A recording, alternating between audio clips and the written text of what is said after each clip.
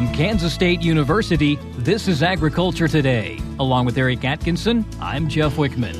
The USDA has awarded a research team at Kansas State University $500,000 to develop resources that will help small and medium-sized business-to-consumer beef producers maximize their profitability and improve communication with consumers. The director of that grant, Junehee Kwon, professor of hospitality management, will fill us in on the specifics of the project.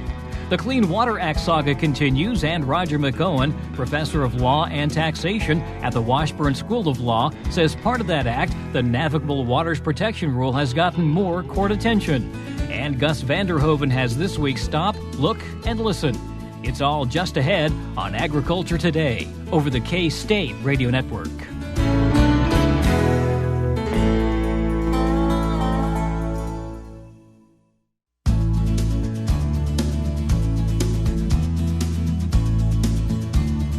This is Agriculture Today. A team of Kansas State University researchers has received a $500,000 grant from the USDA to develop resources that will help small and medium-sized business-to-consumer beef producers in the state maximize their profitability and improve their communication with consumers. The team is comprised of researchers from hospitality management, agricultural economics, and animal sciences.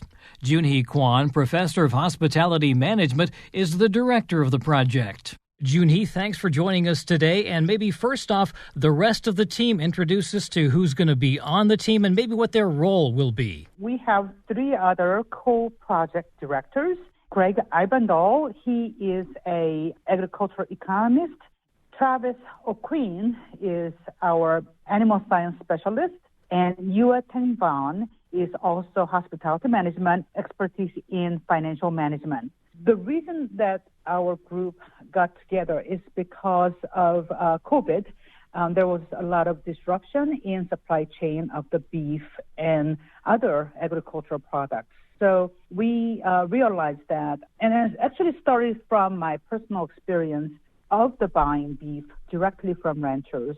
I did not know a whole lot about that. So I actually had a not so perfect experience for the first time. So after that experience, I realized that there was a lot that I did not know as a consumer, and the ranchers did not know what we don't know, so cannot really fill us in until a problem occurs and so forth. My expertise comes with educational material development and consumer education as well as employee education and things like that. So I thought about creating a team and working together, and also found the grant mechanism to do so, to help small and medium-sized ranchers have a better communication with their customers. So whenever there is a B2C, so business to consumer, direct sales is happening, we just wanted to improve their communication by providing all the information. That includes beef quality and yield and what to expect. And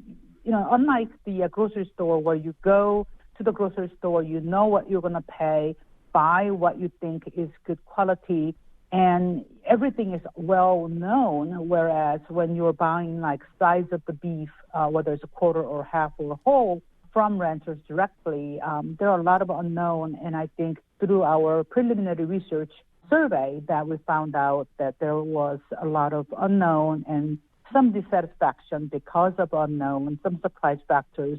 And also we found out that our ranchers who responded to our survey said that working directly with customers is much more profitable for them than selling it to distributors or the meat processors. So that's where we got an idea that we can actually offer some great information for both customers and producer and processors of local beef.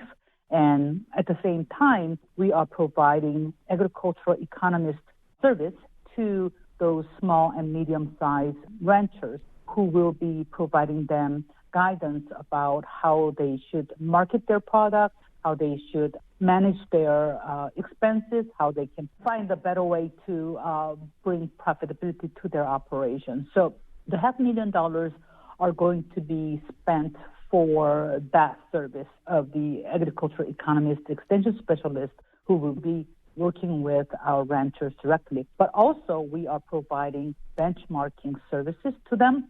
Those people who are participating in this project will receive how they are performing financially, and then we'll be comparing themselves with all others who are joining in this project. Through Kansas Farm Management Association, we will be providing them the benchmarking information about their financial performance as well. Is that unusual to work directly with the producers and processors on a grant project? Actually, this is my first time working with them because I'm finding out that many of the customers through the COVID and even after, many customers are now recognizing the benefit of buying the local beef from the producers directly. So the reason that we were targeting and working with them directly is because they're the ones making this supply chain is very abbreviated, if you will, is from the rancher to the customer. So it is the first time for me to work with ranchers, and usually I work with the food service employees and operators, but this is a unique project directly connecting ranchers and processors with small processors, that is. It's not the large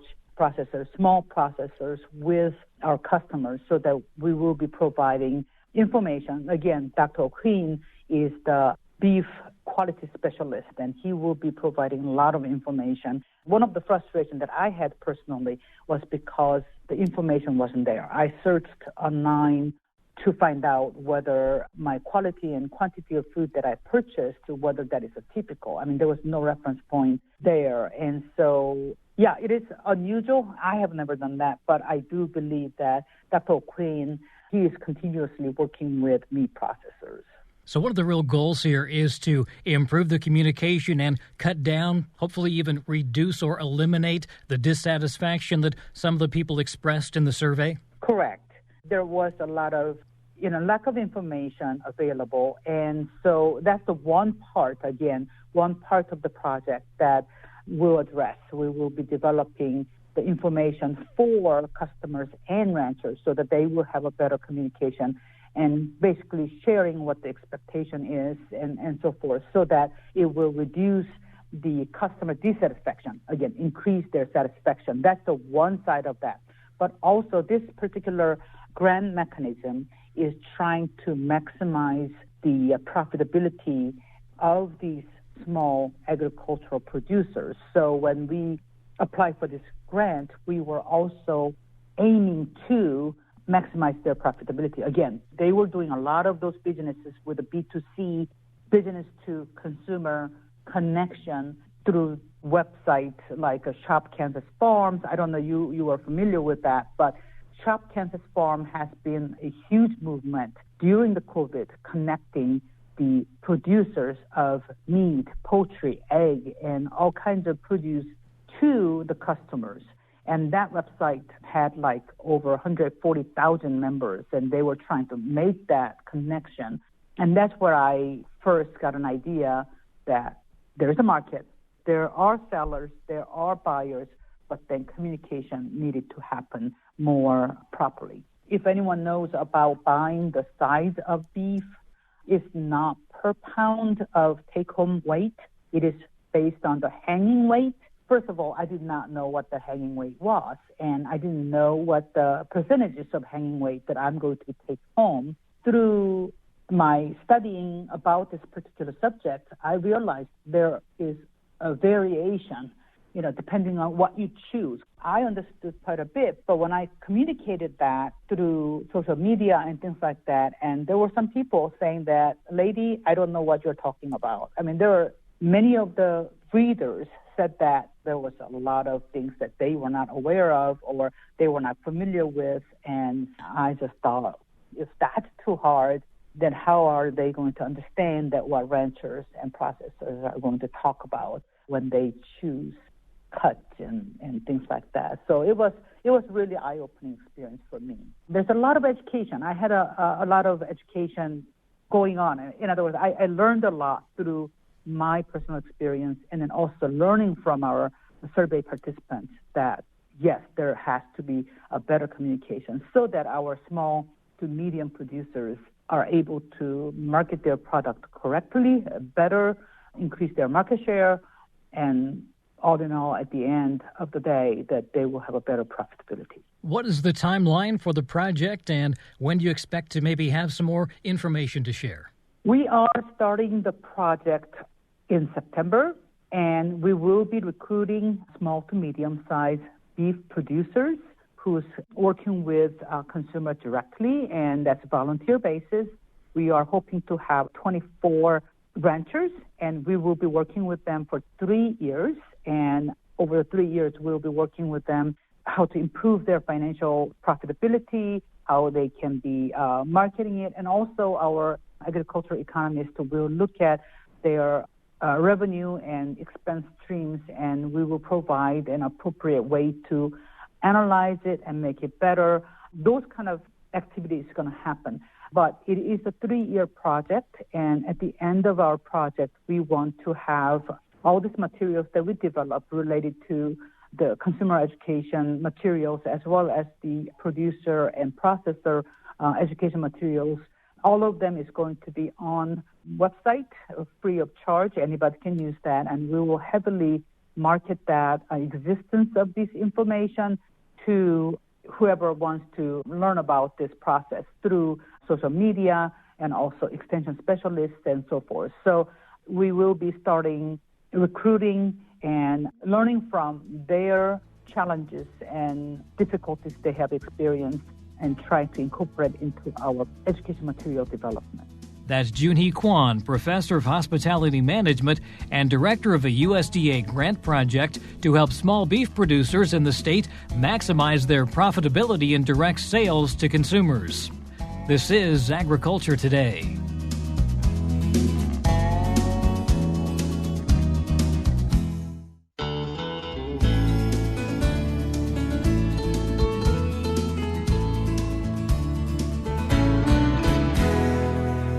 Welcome back. You're listening to Agriculture Today. Eric Atkinson here. And once more, we visit with a professor of agricultural law and taxation at the Washburn University School of Law, Roger McEowen. He's on the road today, but good enough to join us once more. As back in the limelight, Roger, and it's been a winding saga for some years now, the Clean Water Act, and more specifically, the Navigable Waters Protection Rule within that act. It's recently received more court attention. Before we get into what's happened lately on this front, you might give us a quick glimpse to the background associated with this rule and its predecessor and the Clean Water Act in total. Well, Eric, this issue goes back almost 50 years, the 1972 Clean Water Act amendments, but really the court action heated up on this about 40 years ago. And it was dealing with the scope issue.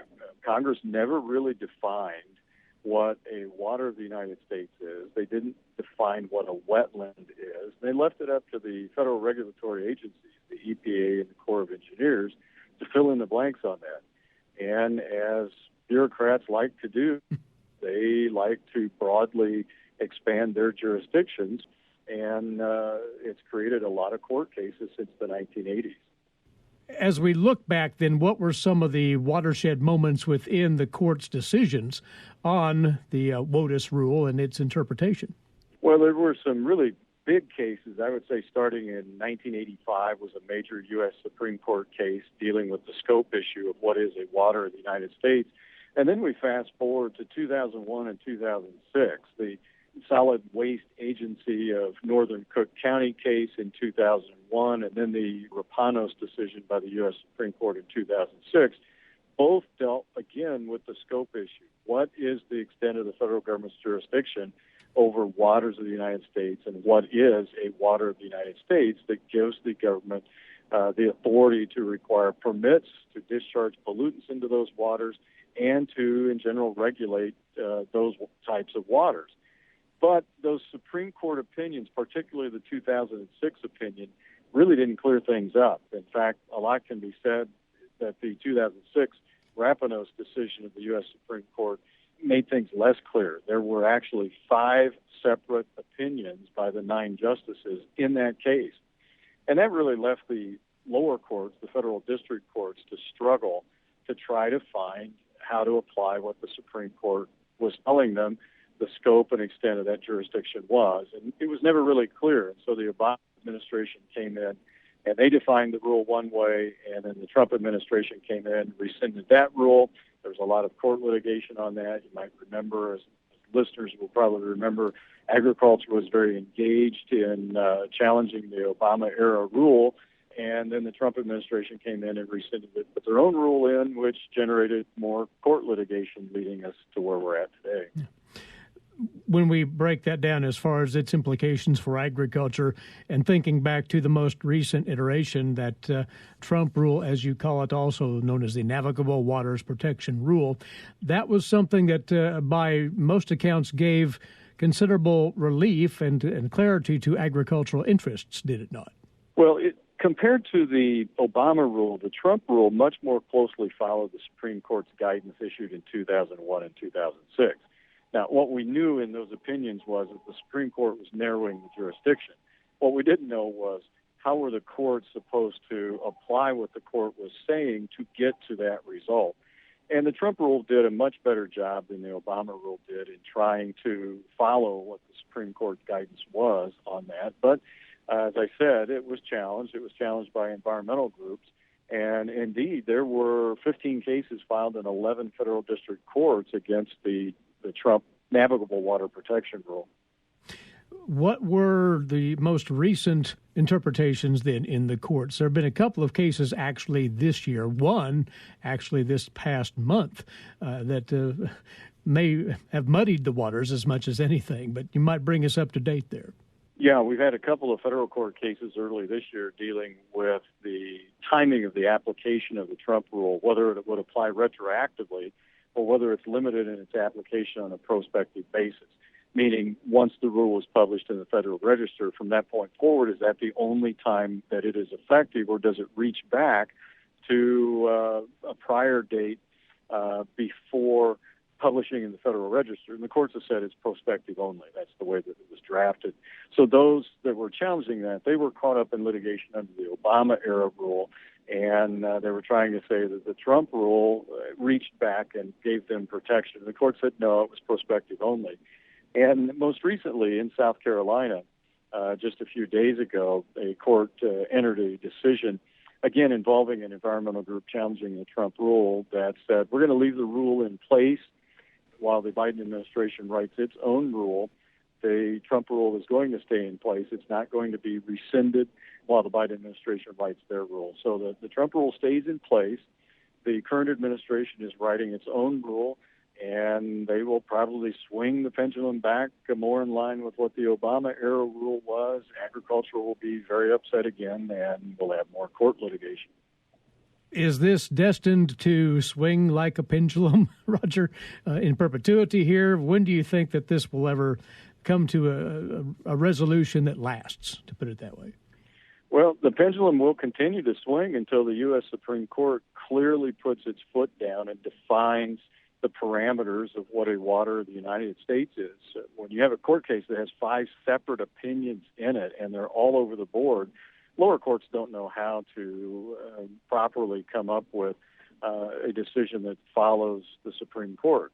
So the Supreme Court has to give the guidance here if the Congress is not going to clearly and by statute define what a water of the United States is. And that actually may not be possible from a statutory standpoint. So until the courts clear this up, or until we get clear statutory language on what a wetland is, what a water of the United States is, we're going to continue to swing back and forth with that pendulum.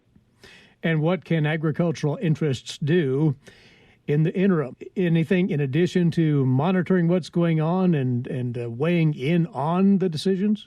Yeah, they have to stay informed as to where the regulatory process is at and what the language in any rewrite of the rule might be, and obviously keep the bug in the ear of their congressional representatives and let them know that this is an issue that concerns private property rights if we get another expansive rule, because after that it's left up to the courts, and once you get into the judicial system, who knows how it's going to come out.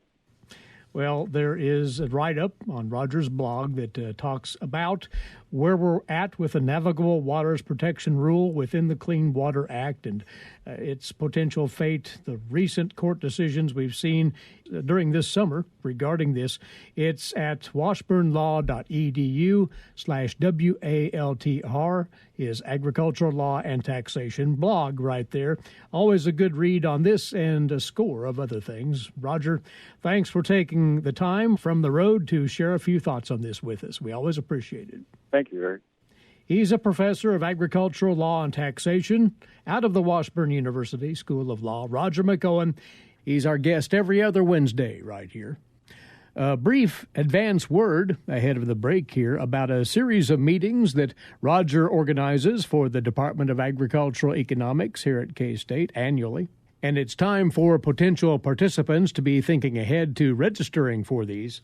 The 73rd Annual Kansas Income Tax Institute Series. This is for tax professionals and those who prepare their own taxes, designed to provide up-to-date training on current tax law, on regulations and updates. This year's program will review recent cases and rulings and key legislation. It'll provide an in-depth review and analysis of a number of tax areas, says Roger, and it'll cover newly enacted regulations and procedures, of course, critical to tax practitioners. This program stresses practical information to facilitate the filing of individual returns, small business, and farm returns likewise.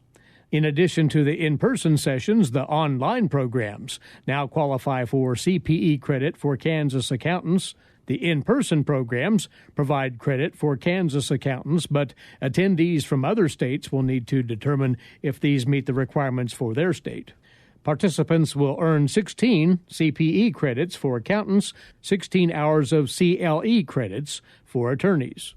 Again, the dates and locations have been firmed up. They are as follows. In Garden City, October the 25th and 26th in person.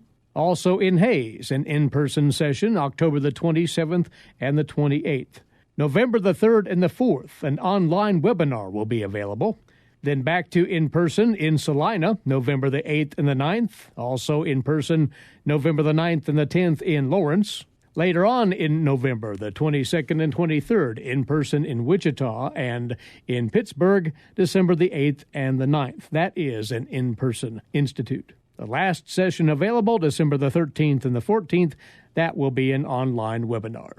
To find out more about the particulars of the 73rd Annual Kansas Income Tax Institutes hosted by K-State and Roger McEowen, go to agmanager.info. That's agmanager.info.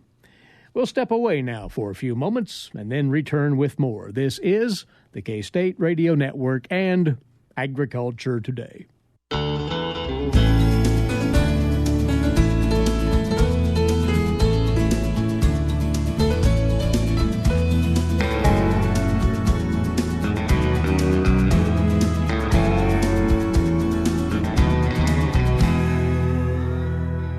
You're listening to Agriculture Today over the K-State Radio Network. Along with Eric Atkinson, I'm Jeff Wichman. In today's agricultural news, the pace of crop development for major crops is ahead of schedule, while conditions move in opposite directions. Stephanie Ho has more.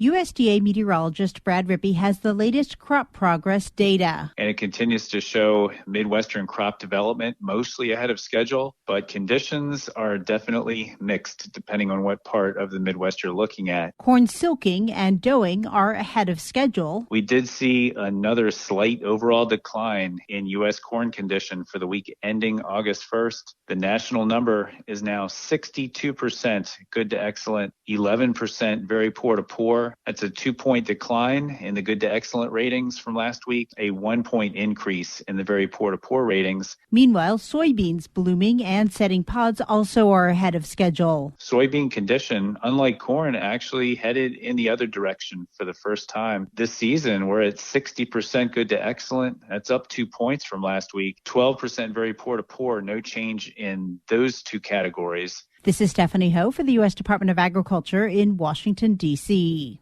According to the latest agronomy e-update from Kansas State University, enhanced forage allowance in late fall and early winter improves the forage budget in forage-based livestock systems. Spring oats and turnips can be an alternative, especially when farmers want to extend the grazing period. Most producers plant spring oats in spring. However, spring oats can be planted in late summer as well for fall and early winter grazing. Spring oats will die out after the first hard freeze in the mid-20s. Oats are a high-quality forage, almost as good as wheat, and cattle can graze them easily. The potential yield for oats and turnip mixture might be 2 to 3 tons of dry matter per acre. Depending on the soil moisture condition, producers can start grazing about 6 to 8 weeks after oats and turnips are planted. The pandemic and other market disruptions appear to mask how trends in farm expenditures impacted producers last year. Rod Bain has more. USDA's annual farm production expenditures report on the surface reflects a rise year over year, with producers in 2020 spending over $366 billion with a B dollars for total inputs and services. Yet, as Agriculture Department Chief Economist Seth Meyer points out, it's been such an unusual 18 or more months due to the pandemic and other market disruptions that perhaps mask how trends in farm expenditures impacted producers. For many of these expenditures, they almost have a funny U-shape. Prices declined for some of these things in the pandemic as things slowed. And then all of a sudden, in more recent months, we've seen a rise in some of these prices since that point. Meyer says when looking at individual farm expenditure categories, it provides us a good reference point for, say, 2020 on average relative to 2019. I'm Rod Bain reporting for the U.S. Department of Agriculture in Washington, D.C. In other news, a Kansas State University team of researchers in agricultural engineering has been recognized for an idea that will use robotic machines to collect data that can help farmers make better decisions when planting crops. The American Society of Agricultural and Biological Engineers awarded its annual Rainbird Engineering Concept of the Year award to K-State Associate Professors A.J. Sharda and Dan Flippo, who have led the project from development to filing a patent and integrating their idea into on-farm machinery. The award is sponsored by Rainbird International. In farming, Sharda says data is the most precious commodity, noting that current methods to collect research data on the effectiveness of machines to plant seeds relies heavily on manpower.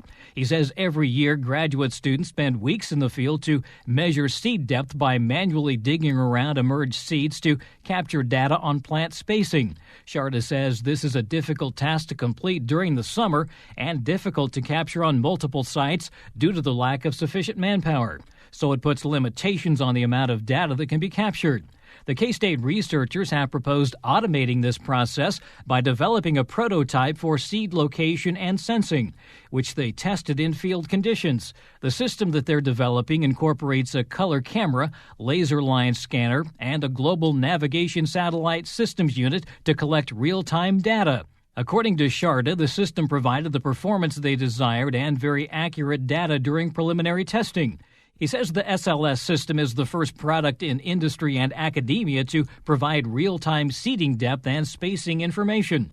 Their work is still early, and because the patent is not yet final, Sharda says they can't get too far into the details. But they are adding to their original work and expect the next version to be ready in time for the 2022 planting season. Well, the program is set for the first KLA Kansas State University Ranch Management Field Day in the 2021 series. Kansas Livestock Association Scarlett Higgins says the event is being held in southwest Kansas and will feature topics specific to the region and host ranch. Deseret Ranch's Coon Ranch will be the site of the August 17th KLA K-State Field Day. Located near Satanta, the ranch consists of both a commercial cow-calf herd and a stocker operation. Since purchasing the operation, Deseret has transitioned numerous irrigated acres from crop production to warm and cool season grasses for stocker cattle to graze prior to being finished. Centralized between the irrigation circles are corrals and water tanks that are strategically located in pens to entice the cattle to pass through at least daily to drink. This allows staff to easily monitor and treat animals if needed. Field day attendees will take a pasture tour and hear from General Manager Armando Caballero and Cattle Area Manager Seth Anderson about how the system works. Former Kansas Department of Wildlife and Parks biologist Mark Sexton will be on the program to discuss restoring native grassland, focusing specifically on the sand sage prairie. To round out the educational sessions, CattleFax market analyst Tanner Ahern will provide a cattle market outlook, which will include a long-term weather forecast and an in-depth look at supplies, pricing trends, and profit opportunities. The field day will begin with registration at 3 p.m. and conclude with a free beef dinner at 6:30 p.m. All livestock producers and others involved in the business are invited to attend. For more information and directions, go to kla.org and click on Events and Meetings. Other field days in the 2021 series will be held August 19th at Roth Farm and Ranch near Sterling and August 24th at Gun Barrel Ranch southwest of Eskridge. All the field days are sponsored by the Farm Credit Associations of Kansas. I'm Scarlett Hagans. And this reminder to listen to the podcast version of Agriculture Today, visit agtoday.net, agtoday.net, or using an app on your mobile device, type these search keywords, Agriculture, Today, Kansas, and you'll find this program. By tapping the subscribe button, brand new episodes of Agriculture Today will automatically arrive on your device. That's agtoday.net. This is the K-State Radio Network.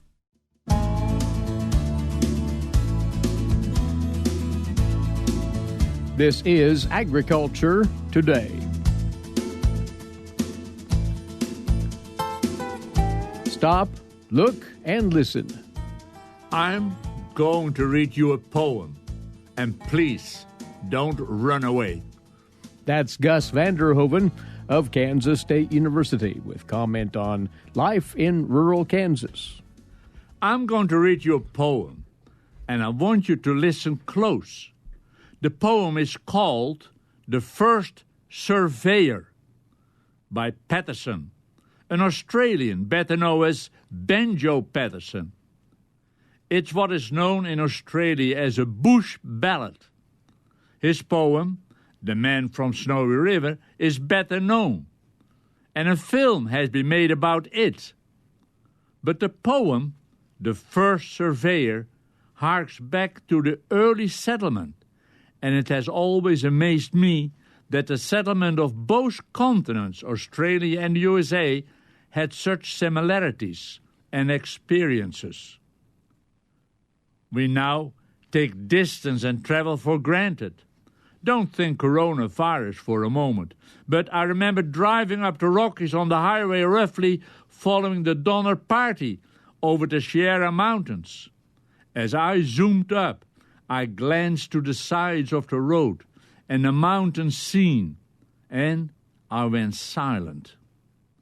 We don't have the mountain passes in Kansas, but we do have much land to cross. When we drove with the children, when they were young, I often would show them how far, or not so far, 15 or 20 miles was. A day's travel on many of the early cross-country trips by wagon, pulled by bullocks. The comparison with explorations and suffering is there. I think of the women and the children. Listen close. The First Surveyor. The opening of the railway line, the governor and all, with flags and banners down the street, a banquet and a ball. Hark to 'em at the station now. They're raising cheer on cheer. The man who brought the railway through, our friend, the engineer. They cheer his pluck and enterprise and engineering skill. 'Twas my old husband found the pass behind that big red hill. Before the engineer was born, we'd settled with our stock behind the great big mountain chain, a line of range and rock, a line that kept us starving there in weary weeks of drought. We're near a trek across the range to let the cattle out. 'Twas then, with horses starved and weak, and scarcely fit to crawl, my husband went to find a way across the rocky wall. He vanished in the wilderness. God knows where he was gone. He hunted till his food gave out, but he battled on. His horses strayed. 'Twas well they did. They made towards the grass, and down behind that big red hill, they found an easy pass.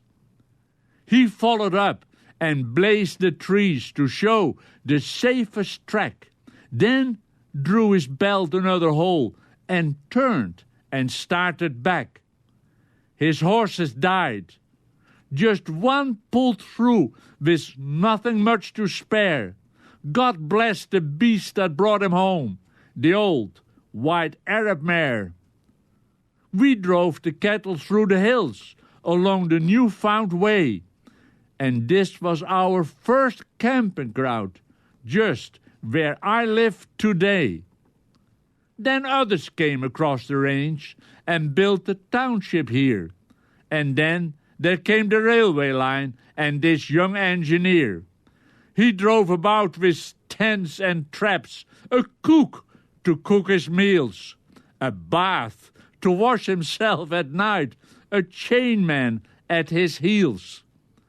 And that was all the pluck and skill, for he is cheered and praised. For after all he took the track, the same my husband blazed.